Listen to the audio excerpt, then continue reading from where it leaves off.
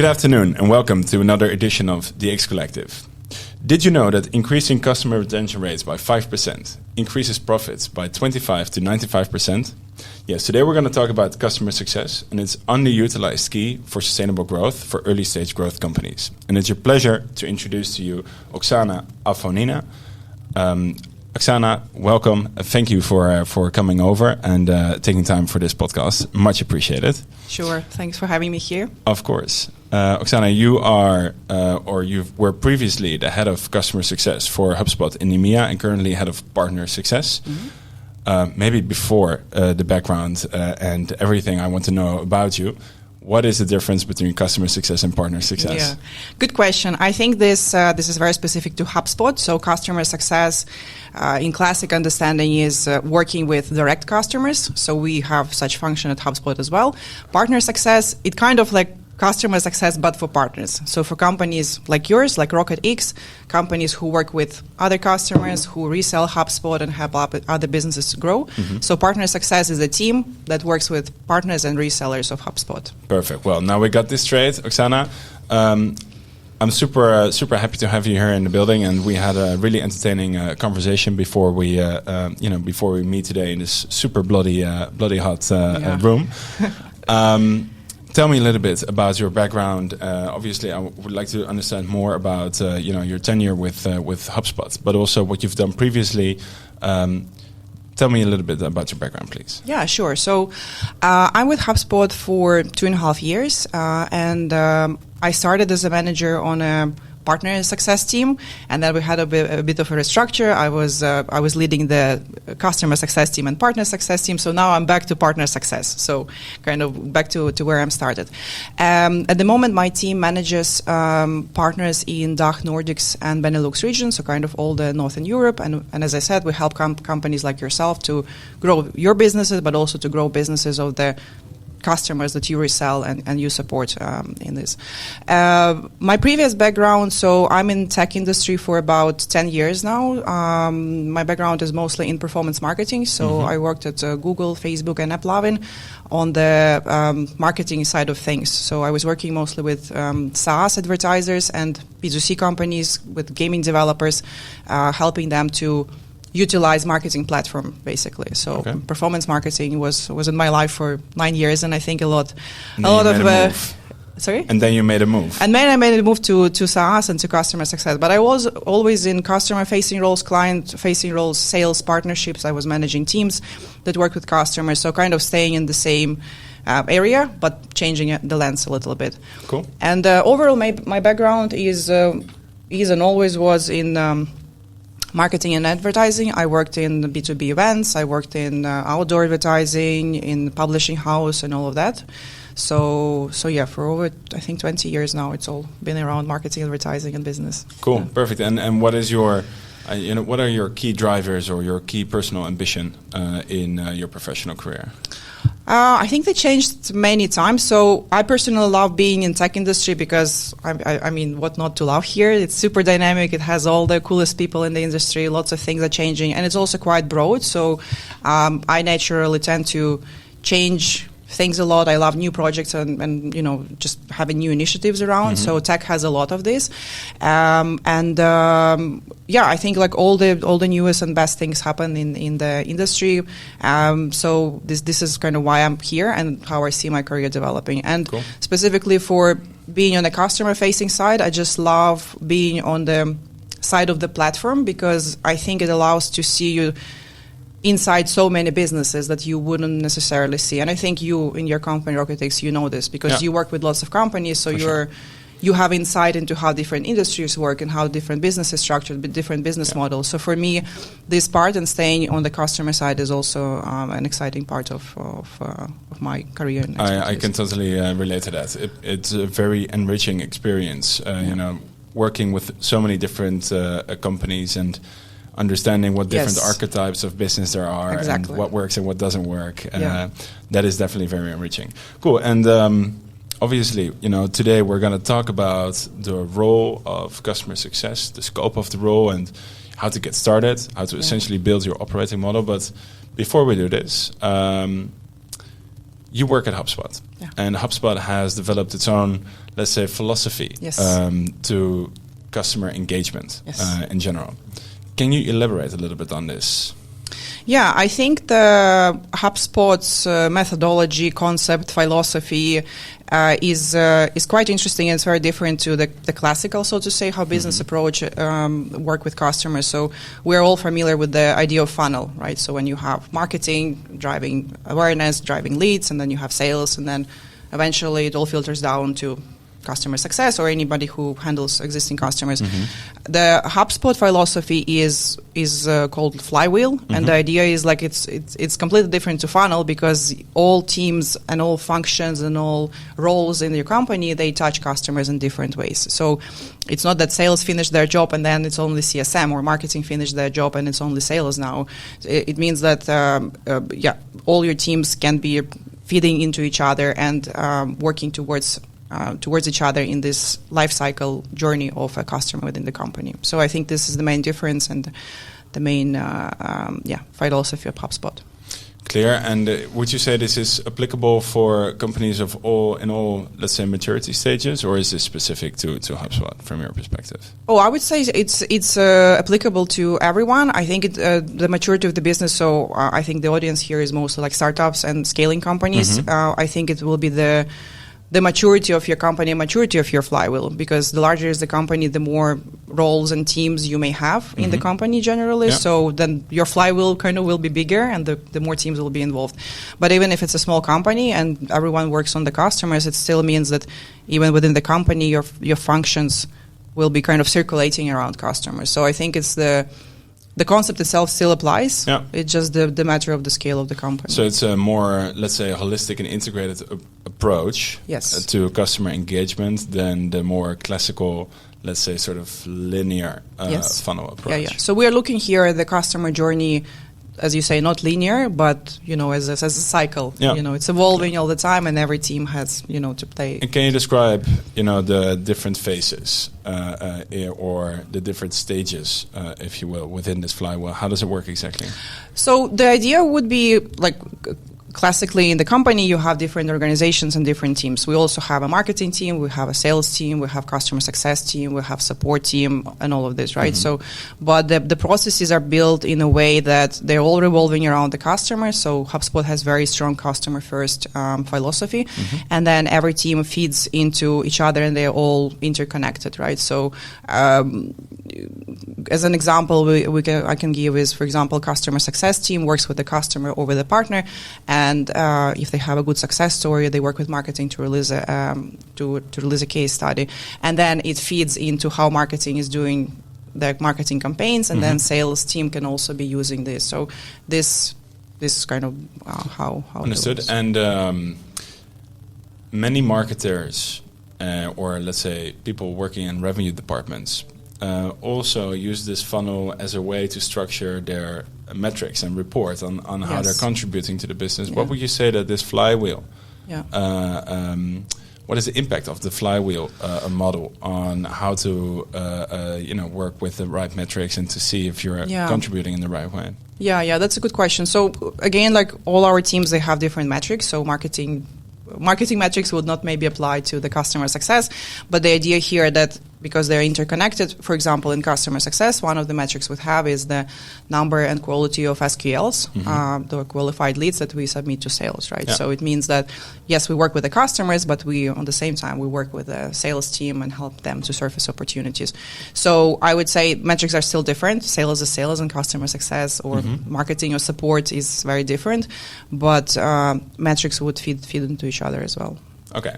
So within this flywheel, you would still have, let's say, a journey in place, including also from a sales perspective, for example, quite classical sales stages that you then work with. Sure. So sales would have their pipelines, and even if you work with our platform, you know that in the sales hub you have pipelines and deals are moving. So within each function, you have your own processes and they work. But then even how our platform is structured, like in the heart of it, you have CRM system, and then all other hubs are structured around it. So the idea is like we all work with the same customer, and everybody puts in, even like the way our teams communicate, it's always like on the same kind of page. Everybody knows what happens to customer. It makes for me, total sense. This holistic approach, and this was pioneered by HubSpot, right? Yeah. This model. I wouldn't know the full history, so I wouldn't be so sure to say pioneered, but definitely the flywheel concept was developed by HubSpot, and the methodology is the one that we apply with all the customers and with the partners yourself. If you remember your onboarding back in the days, this was a big key element around how you structure all your processes around customer in the center, not by kind of... Cool. Thank you for clarifying this a little bit further. Sure. The key, of course, for today is to talk about the role of customer success and how early-stage growth companies can capitalize on, setting up their customer success department up for success and actually developing as much business as possible from their existing customers by creating recurring impact for them. Yeah. The benefits are obvious, and I opened with a statement that if you increase retention rates, profits can rise by 25 to 95%. Yeah. This was a quote from you in our preparation that really stuck with me, and everybody knows the stats on why it's so much more efficient to retain existing customers instead of acquire new ones. Yeah. Yet what we find, especially for early stage companies as they are looking to grow very assertively, that they are naturally biased in thinking growth is equal to new business. Yes. Yeah. Why is the role of customer success so important? I mean, and how do you see it will evolve to become even more important over time? Yeah, I think it's a quite complex question. So I completely understand why for smaller companies, you need to bring business in, right? So this is why sales and acquisition and growth is so important, because you need just to get business in. But if we look into scaling companies or even larger companies, when you have an existing install base or you have existing customers, and again, back to the metrics of retaining. This is literally a no-brainer, because your revenue and in SaaS industry we all work around ARR, MRR, so it's recurring revenue, right? Yep. So the idea is you need to retain, but also hopefully your product is growing, hopefully the market is growing, so it means that even the existing customers that you have, their businesses are growing as well, so it means that revenue can grow too. And I think neglecting this or not paying too much attention to this can be a big mistake, because you already acquired them, you have this revenue, so it's more around how you can grow and what you can do with them. Because exactly. And it's not either or. So it's not you drop all the sales and you work only with existing customers. It's not that. Of course, you continue acquisition efforts, you continue sales, but you constantly need to work with the existing install base and existing customers and help them grow, and hopefully your business will grow as well. One of the reasons why it will be more and more important, because I hope everyone reads news. So we're just going out of 2 years of pandemic, which were a massive disruption for lots of businesses. For tech companies and digital platforms, it was good years because everybody was moving online. Now we are entering recession. So again, in this climate, it's acquisition, and you would know yourself as well, acquisition becomes more and more hard. The conversion rates and just the bringing new customers is more difficult. So working with the existing install base can be one of the very profitable strategies. Exactly. For still keep growing your business overall without massively growing sales. Yeah, or running the risk of actually losing business that you already have acquired. Absolutely. We're going to talk about how to set up, let's say, your operating model and what things to look at in more detail. But maybe before we do this, what's always struck me is that customer success is a very abstract definition or let's say role, because I see so many different archetypes of customer success teams coming by. Can you elaborate or shine some light on how you see the ideal setup of customer success, and also what the position is within the company? How customer success works together with different departments. I'm always very careful with the questions around what's the ideal, because ideal will be different for everyone. But I think the reason why you see so many different archetypes of customer success role or teams is because in every company it can mean very different things, right? So I'm on a client-facing roles for last 10 years in tech, and it means very different things, and even how the role is named itself. So it can be anything from account management to client partner to client solution manager, client success manager. Now it's customer experience. So lots of different a lot of things. Fancy names. Exactly, lots of fancy names, and different companies use this function for different things. So for some companies, it can be very oriented towards product adoption and making sure customers know what's the product, how to use it, all the features. So this CSM or success manager, whatever we call them, will be a very technical person. In some companies, it can be around building relationship, especially when it comes to enterprise level, when you need to really like go deeper within the customer structure and, leverage different relationship and stakeholders on their side. In some companies, it can be even almost like business development role slash sales almost. So what I mean is ideal setup is very different for everyone, and it's up to every company to understand what we need from our CSM now. So what is the maturity of our install base? What is the type of our customers?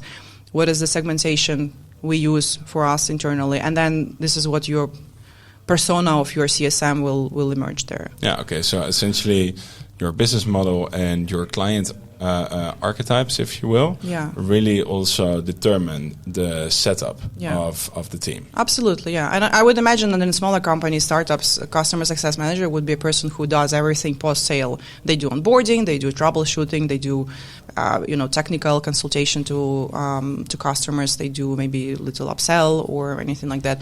In larger companies, when you have more teams, this can be different functions. You can have support team, and then CSM will be doing something else. You have onboarding team, and then this part goes away. So again, it really depends how your overall team company is structured here. To me, this really strikes me as a role that is in the pinnacle of the, let's say, commercial operations. Yeah.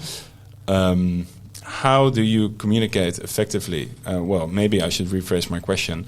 With what type of departments do you work together, and how do you continuously align and get the right communication flow? How do you report? How do you communicate?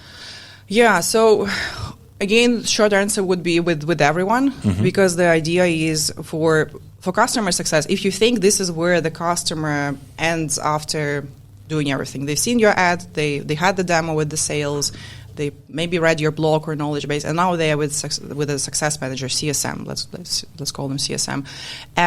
So then everything that happens with customer with all their lifetime in the company is with the CSM. So if there is an issue with the product or feedback about the product, it comes to CSM. If there is a question about how product works, it comes to CSM. If there is any upsell opportunity, it comes to CSM. So kind of going back to your question, CSMs are in touch with lots of different teams in the end of the day. So mostly I would say most closely they work with sales counterparts. Again, depending on how your product is structured and how your teams are structured. But then product team can be a very close relationship. Of course. Again, depending on the stage of your product development. Because I can imagine you get a lot of feedback on the product, which is useful to loop into the product roadmap. Exactly, yeah. And then product team always looking for, new features, rolling feedback from customers, beta participation, running experiments and so on. This all goes through CSMs, right? Clear. So from a product side, it's more to see, okay, how can we optimize the product to create as much value for our customers? From a sales perspective, it's obviously to create as much value for the company that you represent. And marketing, for example, can you give some practical examples of how you work together with marketing? Yeah, so one of the things I mentioned was about case studies. So when we have a customer who is particularly happy or they had really good results with our platform, obviously we work with marketing on releasing case studies or anything. Marketing would be working with CSMs or customer success org on different programs that they are running, right? Because marketing is working on scale. So they would have sometimes scalable communications where customer needs to be looped in, and then it's up to CSM as well to roll the customer into all this communication, right? So I would say this way. And I can also imagine the same goes for marketing as with product, of course. Looping back the sensitivities and the certain nuances that you identify with your customer that resonate really well or do not at all, I think can also be reflected upon in the messaging, of course. That marketing absolutely. It will be adjusted, Cool. And so it is a very sort of fluid definition. I think we've agreed on this, and the way you design your customer success team is really dependent on sort of your business model and the client archetypes that you run with. It sits at the pinnacle of different departments. Then who is the ideal, or who is a customer success manager? What are the key competencies that somebody should have to be successful in this role? Yeah, also good question. So again, it depends on your business. I would say the CSMs nowadays, they need to be people who have good business acumen and good understanding of different business models, because again, depending on what markets or industries your company is serving, it can be lots of different backgrounds. So, for example, if you can imagine what companies use HubSpot, it's any company in any industry, any size, and so on, right? So, as a CSM, you need to be able to quickly understand what's the business model of the company or your client, how they work, how they make their revenue, like how their teams are structured, and so on, to understand how the platform can help them. So, business acumen is there. Of course, technical aptitude, because we all work with a tech product. You need to know, you don't have to be engineer, of course, but you need to understand how integrations are working, what's API, like how our platform fits into the stack of the customer. And the user, exactly. Absolutely. Interpersonal skills are absolutely crucial.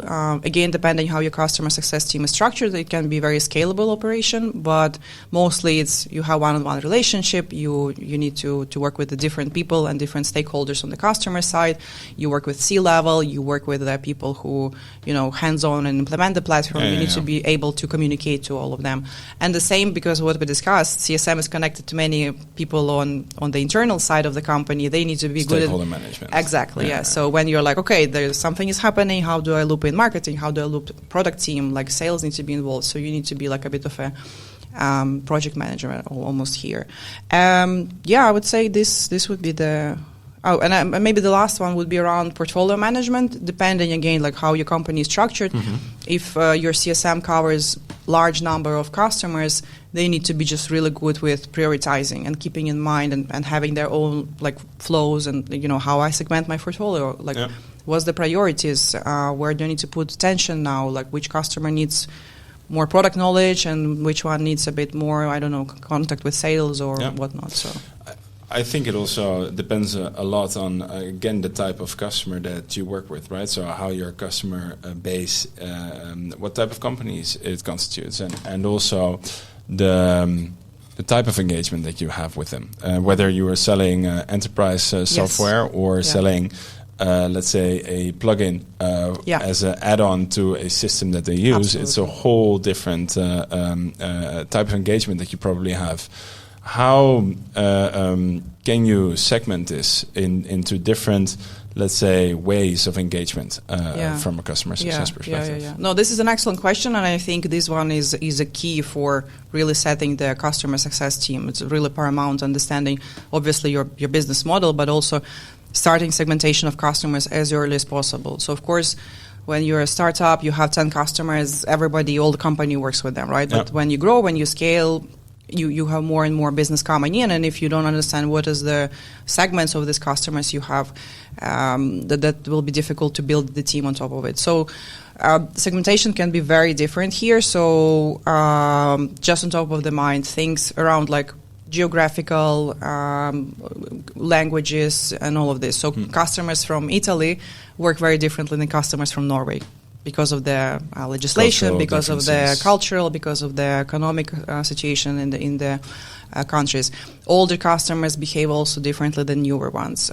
Customers who, depending on what's your product, for example, if you have different levels of subscription, customers who use different levels of subscription can behave differently. So this can be also a segmentation criteria. Size of the company. So potential probably also. Potential as well. So where some companies will buy your product and okay, that's it. We just need to maintain them. There is not much growth happening. With some customers, wow, there's still a lot we can do with them. So, And how would you say, because essentially what I hear you say is ultimately you can define buckets of clients and even have different sort of engagement models if you serve different customer segments, right? So if you're selling enterprise, it's probably a high-touch engagement model that you've defined with a lot of personal touch points and support. If it's sort of medium-value customers, it's probably low touch, more automated or engagement at scale. And if it's really low volume, it's probably close to no touch at all and very data driven. Yeah. How would you say that this influences also the setup of customer success and maybe the people that you require in order to execute on this? Yeah. So this would mirror how your team is set up, right? So if you say, like, if we follow this structure, so you have high touch customers, mid touch, and low touch or no touch. This will be different skill set that you want from your success managers, right? So if you work with enterprise and the customer success manager manages, like, 5 customers, they go really deep. They need to be top of the top. Mm-hmm. Senior person, strong business acumen, good relationship building skills, very technical. People who work maybe with high skill, maybe these people need to be good with automation, with understanding, like, how to use data. So when you see your huge portfolio and certain gaps, like, how do you target them on a scale? Maybe good with organizing webinars or any other scalable outreach. Maybe they will work more with marketing team rather than with the customer or product team. Clear. So I would say it would mirror exactly what happens on nice. your... Cool, that makes a lot of sense. And obviously at HubSpot, you are responsible for partner success. Yeah. Are all of the things that we have discussed universally applicable, but then for the indirect channel as well? So if you think about our partner program, so there are tiers. Mm-hmm. So this is already the one level of segmentation you would have, right? So you have partners of different tiers. You have partners of different specializations. So there are companies, for example, we work with marketing agencies. They're very different to what you guys are doing here, right? So we have partners who are hardcore developers and integrators, also very different from what you are doing and what marketing agencies are doing. So this is another type of segmentation. Of course, partners of different size. Mm-hmm. We work with companies enterprise level, and we work with almost like freelancers, who are just a few people. So this all impacts the segmentation on our side, and of course the regional level. So that makes sense. That makes sense. All right. Maybe I think a very important topic that I would like to discuss is, what are metrics to monitor and to steer the business on. Yeah. And I think there has been an evolution also in the type of metrics that make sense to track. Can you provide your experience on what metrics work best and in what situation? Yeah. Metrics is the favorite, I think, topic is around what do we measure. I think historically, success team was focused on retention. So we have customers, and success team job is to retain them. And over time, I think there is a bit of convergence between customer success and sales almost, because, and this is my deep belief as well, like if you work with a customer, you are supposed to help them grow. So you're you're almost a bit of sales always, like in the sales mode. So over the last few years, success teams are moving to net revenue retention.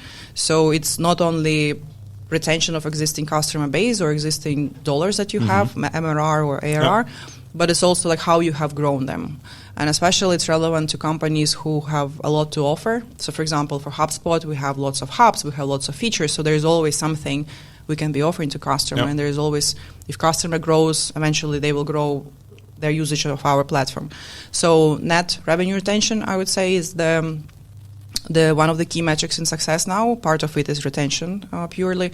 We can look into SQLs, so service qualified leads. So it's how you interact with sales teams, how much opportunities you're surfacing to your sales teams from existing install base. We can look into NPS, how happy customers are with us, and how the promoter score generally, like how they recommend us in the industry. So this I would say would be metrics around the performance, but then.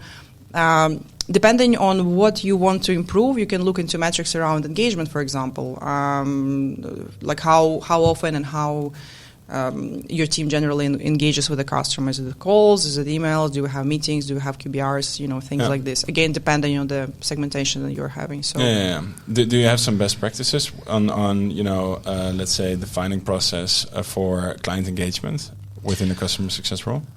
Client engagement would, again, I feel like I give useless answers because it depends, right? So if we talk about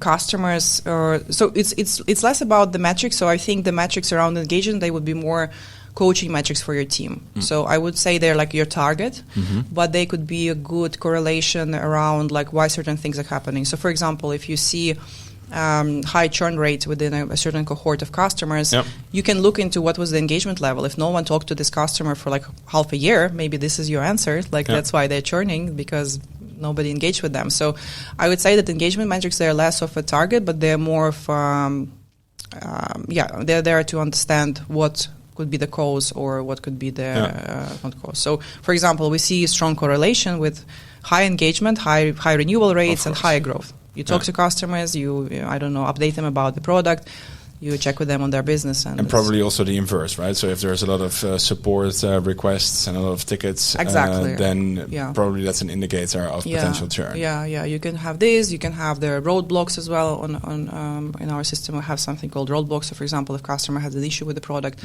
we can see it if there was a. So there can be tons of information you analyze about this, and. And how do you make sure that, because like NRR are very, let's say, lagging indicators, right? You can only monitor them after a while. Yeah. What are some leading indicators that you use to steer the business on a daily basis to see if you're moving into the right direction?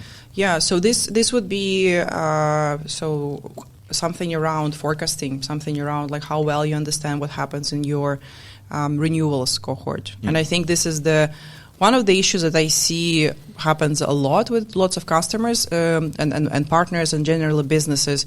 They kind of neglect the renewals as a metric, as an indicator, as a process at all. So this is a big leading indicator. So you know your renewals. So they're in the system. You know when your contracts end. Exactly. So understanding how healthy is the customer who is going into renewal. This is one of your leading indicators. It's partially lagging as well because it's historical, right? So, for example, if customer is not happy, they're unhappy for a while, but it also means if renewal is coming in 2 months, here is your indicator if they're going to renew or not. Yeah. So you do this on a cohort basis. Can you explain to me why it's so important to do this on a cohort basis? So, again, depending on what you mean by cohort here. So if analyzing renewal cohorts. So we analyze renewal cohorts based on months, right? So, and of course, as I said, like the team is segmented by size of the customer, geos, and all of this. So you would see this in the in your forecasting process. But generally, the forecasting and this renewal, you would just look at them month by month. So, okay, what is my September cohort of renewals? How does it look? Are they healthy? Are they happy? Is there upsell opportunities coming? Is it consisting most of the customers who are with us for many years and they're just automatically auto-renewing? Is it all new customers and we have some challenges with them? Are there lots of discounts that they will be losing? So I would say when it comes to renewals, it will be more of a monthly cohorts rather than just purely segmentation, which is discussed with you. Clear. I mean, we touch upon many aspects of customer success, the role, what it entails, how to structure it, what metrics to look at. If you were a revenue leader or working in customer success or a founder of an early stage growth company, how would you go about setting up a customer success department? What are the steps to take? Yeah. So. Absolutely, we start with analysis of existing customer base. Even if it's like one customer, there are already things to analyze about them. So I think the less customers you have, the deeper you can go into your analysis. Even you can go as far as like having in-depth conversations with them to understand what they lack, what they need, and so on. And the more customers you have, of course, the more data you have to segment and to look into this. Yeah. So for me, this would be the first step to just like start on the segmentation and understanding all these different cohorts, and then depending on how the company is set up, like what we discussed, like what would be who will be this CSM or this customer success? Are we now focusing on product adoption and I need someone technical who will be like, hands-on with the customer setting their product, or actually product is intuitive, so I need someone who will be just building relationship, facilitating, keeping the customer updated, keeping them in our ecosystem. So how our sales are working, what's other processes. Cool. You can tap from years of experience, and obviously working at a company like HubSpot is, I think, a dream for a customer success professional, because the company is so vast and obviously it's also within its own domain, right? So you're a leader in the thing that you actually that you actually execute. That is your profession. I can imagine you have a lot of learnings and a lot of great experiences that are, worth sharing with founders or customer success professionals for early stage companies. Can you name a few of the key learnings that you have developed over time? Yeah, so I would say that the synergy between teams, so the flywheel concept and the teams are working together is definitely a big learning, right? So it's not like it was like a massive insight for me, but when you see how it works inside and how everybody's centered around customers and how everything is connected into one point, that's quite, I think, eye-opening. Another one would be the importance of segmentation. Previously, I worked in large companies as well, so I kind of know what's the value here, but I think at HubSpot you can very clearly see even how they perform differently, these different segments, and generally on a bigger scale, you understand the importance of segmentation, how your processes then follow this. So this is definitely a kind of a learning to share. And another one, I would say, how customers are involved in the kind of broader ecosystem of your company. So HubSpot is not just the platform for business, right? We have an amazing blog where there is a lot of information for just growing business and different business practices. We have Inbound conference happening in September very soon.